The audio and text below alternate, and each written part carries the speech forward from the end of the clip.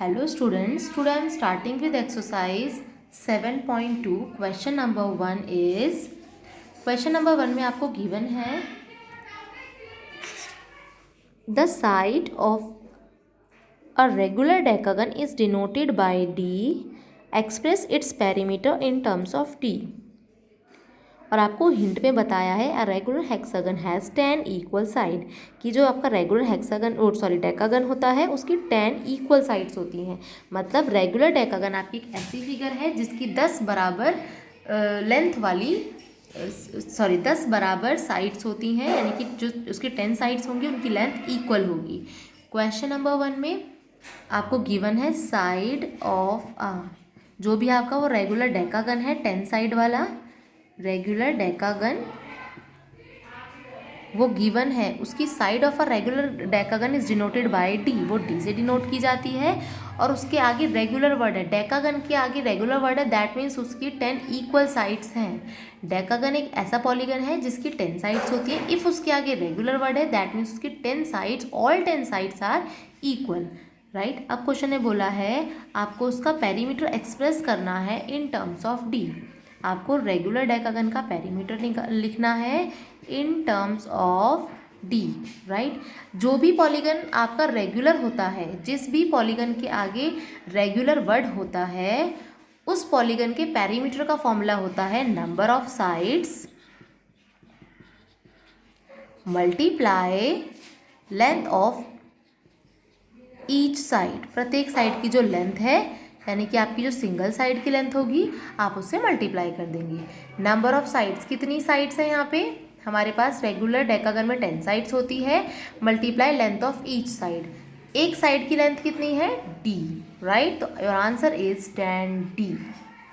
आपको क्या करना है, साइड ऑफ रेगुलर डेकागन आपको गिवन है डी, आपको पेरीमीटर निकालना है और रेगुलर डेकागन के पेरीमीटर का फॉर्मूला होता है 10 into length of each side, right. Now अभी मैंने जो आपको फॉर्मूला लिखवाया है ये फॉर्मूला आप किसी भी पॉलीगन में यूज़ कर सकते हैं इफ़ वो पॉलीगन आपका रेगुलर है तो, okay. Now 10 into D is 10D, आपका पेरीमीटर आ गया in terms of D.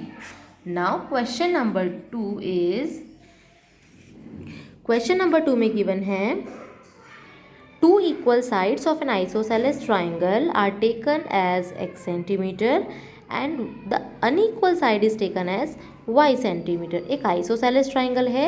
Isosceles triangle आपका ऐसा ट्राइंगल होता है जिसकी दो साइड बराबर होती हैं, और वो आपको बताया है क्वेश्चन ने। देखो आइसोसेलेस एक ऐसा ट्राइंगल होता है जिसकी तीनों साइड नहीं, सिर्फ दो साइड बराबर होती हैं। ये दो साइड बराबर हैं and third one is unequal side, तो ये कहलाती हैं इक्वल साइड्स और this is unequal side, right. तो ट्राइंगल की 3 साइड होती हैं, तो आइसोसेलेस आपका वो ट्राइंगल है जिसकी दो साइड बराबर होती है, third one is unequal side. Question में आपको गिवन है length of equal side, length of each equal side.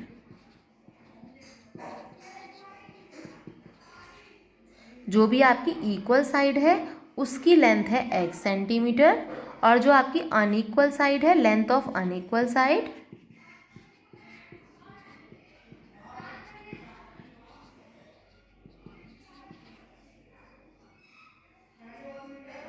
Length of unequal side आपका y सेंटीमीटर है, राइट। आपकी आइसोसेलेस एक ऐसा ट्राइंगल होता है जिसमें दो इक्वल साइड होंगी, और इक्वल है तो उसमें ईच की लेंथ x सेंटीमीटर है और अनइक्वल लेंथ साइड जो होती है उसकी लेंथ आपकी y सेंटीमीटर है। क्वेश्चन ने अगेन आपसे इसका पेरीमीटर पूछा है in terms of x and y। आपको x और y की टर्म्स में इसका पेरीमीटर दिखाना है। Perimeter of an isosceles triangle, आपको आइसोसेलेस ट्राइंगल का पेरीमीटर निकालना है in terms of x and y। Perimeter का फॉर्मूला क्या होता है, पेरीमीटर का फॉर्मूला होता है, आपको क्या करना होता है, जितनी भी साइड्स है सबको आप प्लस करेंगे। किसी भी पॉलीगन का पेरीमीटर निकालने के लिए आपको क्या करना होता है, सभी साइड्स को ऐड करना होता है। इफ़ वो पॉलीगन आपका रेगुलर है तो आपको नंबर ऑफ साइड से ईच साइड की लेंथ को मल्टीप्लाई करना है, बट यहाँ पे सारी साइड्स बराबर नहीं है, this is not a regular triangle या रेगुलर पॉलीगन, राइट। ये आपका ट्राइंगल में तीनों साइड बराबर नहीं है, तो आप सम ऑफ ऑल साइड्स वाले फॉर्मूले से ही इसका पेरीमीटर निकालेंगे। सम ऑफ ऑल साइड्स का सम ही आपका पेरीमीटर होता है। यहाँ पे हमारे पास कितनी साइड्स हैं? ट्राइंगल की 3 साइड होती हैं और आइसोसेलेस ट्राइंगल में आपकी 2 साइड बराबर हैं और बराबर वाली साइड की लेंथ आपकी x सेंटीमीटर गिवन है। ये आपका x है, दिस वन इज x। ये आपकी अनइक्वल साइड है which is equals to y। तो आपको पेरीमीटर के लिए क्या करना होता है? सभी साइड को आप ऐड करते हैं।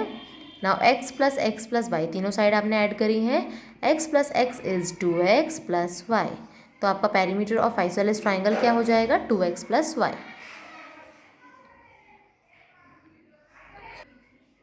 नाउ क्वेश्चन नंबर थर्ड में गिवन है the diameter of a circle is a line which joins 2 points on the circle. आपको ये फिगर गिवन है।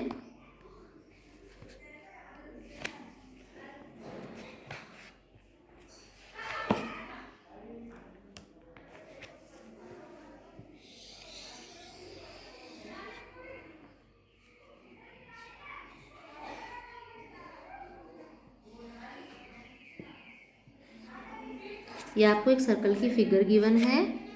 ये सर्कल का सेंटर है, यहाँ से एक डायामीटर जा रहा है आपका ए बी और ये आपकी रेडियस है ओ पी, राइट। ये आपकी रेडियस है ना। आपको क्वेश्चन को ध्यान से देखना है। The diameter of a circle is a line. Circle का जो डायामीटर है वो एक ऐसी लाइन होती है which joins 2 points on the circle. वो सर्कल पर 2 पॉइंट्स को ज्वाइन करती है। इन दोनों पॉइंट्स को ज्वाइन किया इस लाइन से, तो this line is called diameter. Now also passes through the centre of the circle. और ये लाइन आपकी सर्कल के सेंटर से पासिंग थ्रू होनी चाहिए। इसके सर्कल के सेंटर से ही गुजरनी चाहिए। सर्कल के सेंटर को इंटरसेक्ट करती जानी चाहिए और सर्कल पर वो 2 पॉइंट्स पर टच करे, तो दिस इज कॉल्ड डायामीटर। तो ये कहलाता है आपका डायामीटर। नाउ आपको क्वेश्चन ने बोला है express the diameter D of the circle in terms of its radius. इसको आपको आर की टर्म्स में दिखाना है। देखो रेडियस क्या होता है? जो रेडियस होता है जब एक सर्कल का जो सेंटर होता है, सेंटर से सर्कल पे एक तरफ टच करने वाली line is called radius.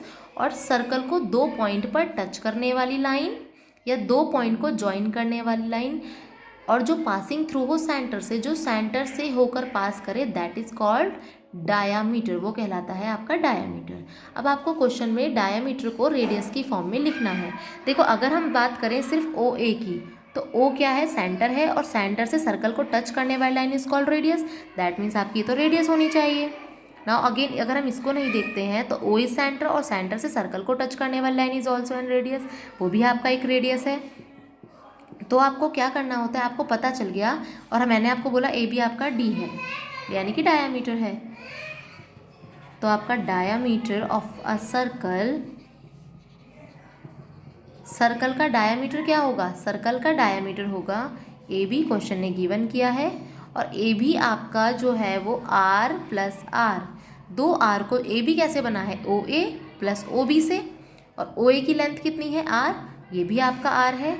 Are plus are is 2r, यानी कि जो आपका डायामीटर है this is 2r। D is equals to 2r। ये आपका रेडियस का दुगना होता है, 2 टाइम्स होता है। क्योंकि आपने देखा है अगर आपका डायामीटर सेंटर से पास करेगा और सर्कल को 2 तरफ टच करेगा और सेंटर से भी पास कर रहा है, तो अगर हम देखें इसका हाफ पार्ट कवर करके, तो ओ बी आपकी एक रेडियस भी हो सकती है।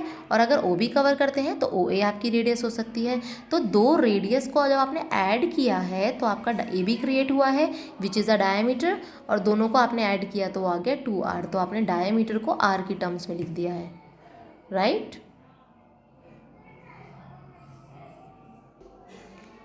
Now question number 4, find the perimeter of a regular quadrilateral of side A। एक रेगुलर क्वाड्रिलेटरल है जिसकी साइड है A, तो आपको उसका पेरीमीटर फाइंड करना है। एक रेगुलर क्वाड्रिलेटरल है जिसकी साइड A है, तो आपको क्वेश्चन में गिवन है side of a regular quadrilateral.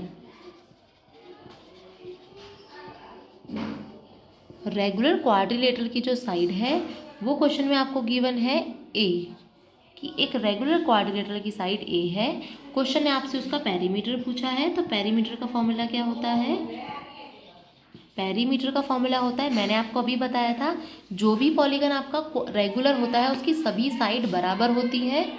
ये आपका एक क्वाड्रिलेटरल है। क्वाड्रिलेटरल का मतलब होता है 4 साइड वाली फिगर। अगर ये 4 साइड वाली फिगर है तो उसके पेरीमीटर का फॉर्मूला क्या होगा? मैंने आपको बताया, जो भी पॉलीगन आपका रेगुलर है उसके पेरीमीटर का फॉर्मूला होता है number of sides multiply by length of each side. Length of each side, right. Number of sides कितनी है? यहाँ पे नंबर ऑफ साइड्स हैं आपके पास 4। मैंने आपको बताया तो क्वाड्रिलेटरल में 4 साइड होती हैं। Multiply length of each side, उसकी एक साइड की लेंथ क्या है वो आपने क्वेश्चन में गिवन है ए, तो 4 इंटू ए इज 4a, तो इसका पेरीमीटर हो जाएगा 4a। नाउ क्वेश्चन ने आपसे पूछा है कि आपको बताना है कि इस फिगर का नाम क्या होगा। What is the name of this quadrilateral? इस क्वाड्रिलेटर का नेम क्या है? ऐसी कौन सी 4 साइड वाली फिगर होती है आपके पास जिसकी चारों साइड इक्वल होती हैं? आपको पता है आपकी जिस क्वाड्रिलेटर की 4 साइड बराबर होती हैं वो होता है एक स्क्वायर। तो कौन सी फिगर है वो? एक स्क्वायर। तो आपको बस नाम बताना है उसका।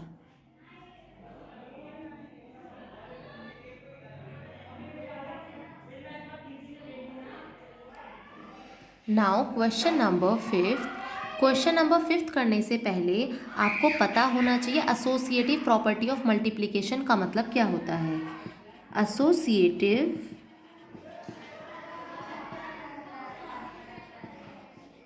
प्रॉपर्टी ऑफ मल्टीप्लिकेशन का मतलब होता है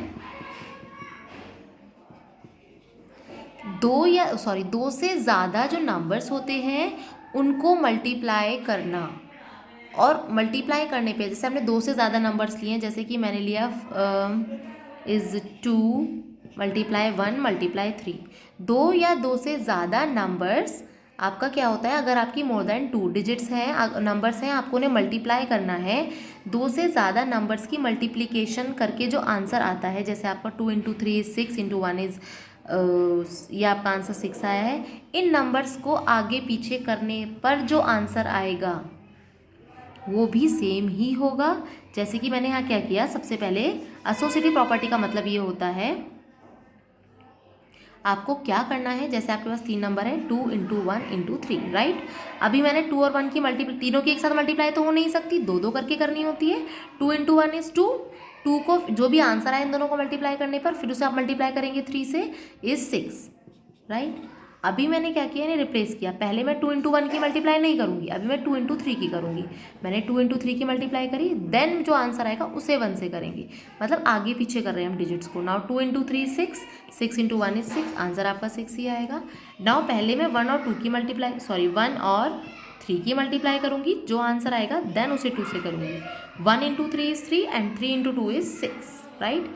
तो एसोसिएटिव प्रॉपर्टी का मतलब होता है इफ़ आप 2 से ज़्यादा संख्याओं की मल्टीप्लाई करते हैं और मल्टीप्लाई करने पर आगे पीछे करने से कोई फ़र्क नहीं पड़ता, दैट मीन्स उसमें आपकी एसोसिएटिव प्रॉपर्टी लगी है। और आपकी एसोसिएटिव प्रॉपर्टी ऑफ मल्टीप्लिकेशन का मतलब ये है कि 2 से ज़्यादा नंबर्स की मल्टीप्लिकेशन नंबर्स को आगे पीछे करने पर आंसर पर फ़र्क नहीं पड़ता। तो this is called associative property of multiplication.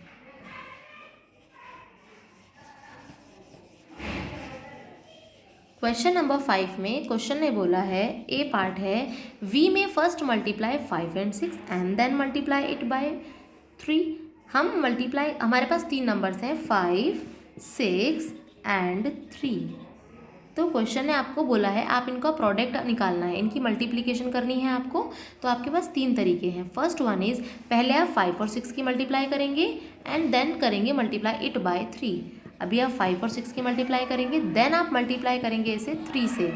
5 into 6 is 30 and 30 into 3 is 90, right. Now second one is, आप पहले 6 और 3 की मल्टीप्लाई करेंगे, आपका ये ए पार्ट है। बी पार्ट इज पहले आप 6 और 3 की मल्टीप्लाई करेंगे, जो आंसर आपका आएगा उसे मल्टीप्लाई करेंगे आप 5 से। 6 into 3 is 18 and 18 into 5 is 90, right. Now C part is पहले आप 5 और 3 की मल्टीप्लाई करेंगे, जो आंसर आएगा उसे आप 6 से मल्टीप्लाई करेंगे। Now 5 into 3 is 15 and 15 into 6 is 90। सभी का आंसर आपका सेम आ रहा है, यानी कि आगे पीछे करने से कोई फर्क नहीं पड़ा है। तो आपको क्या इसका मतलब आपको पता चल गया कि यहाँ पे एसोसिएटिव प्रॉपर्टी ऑफ मल्टीप्लिकेशन है, क्योंकि तीन एसोसिएटिव प्रॉपर्टी ऑफ मल्टीप्लिकेशन का मतलब ये होता है, वो यही आपका एक्सप्रेस करती है कि 3 डिजिट को 2 से ज़्यादा डिजिट्स को मल्टीप्लाई करने पर आगे पीछे करने से कोई फर्क नहीं पड़ता, राइट। नाउ आपको एक्सप्रेस करनी है it by using the property of associativity of multiplication of numbers where the variables L M N. जहाँ पे अब आपको एक्सप्रेस करनी है एसोसिएटिव प्रॉपर्टी, लेकिन आपके पास वेरिएबल्स हैं एल एम एंड एन। आपको नंबर्स के थ्रू तो अभी आपने दिखा दिया, अब आपको नंबर्स के थ्रू नहीं, अब आपको वेरिएबल्स के थ्रू दिखाना है। दैट मीन्स पहले आप एल और एम की मल्टीप्लाई करेंगे, देन आप उसे एन से मल्टीप्लाई करेंगे, राइट। नाउ आप एल और एन की मल्टीप्लाई भी कर सकते हैं, पहले जो आंसर आएगा उसे आप एम से मल्टीप्लाई करेंगे, या आप एम और एन की मल्टीप्लाई कर सकते हैं, जो भी आपका आंसर आएगा उसे फिर आप एल से मल्टीप्लाई कर सकते हैं। ये तीनों ही आपके इक्वल रहेंगे, तो आपको इन तीनों को इक्वल में लिखना है, right. This is associative property of multiplication. Associative property of multiplication का मतलब यही होता है कि आपको 2 से ज़्यादा डिजिट्स को मल्टीप्लाई करने पर आंसर में कोई फ़र्क नहीं पड़ता।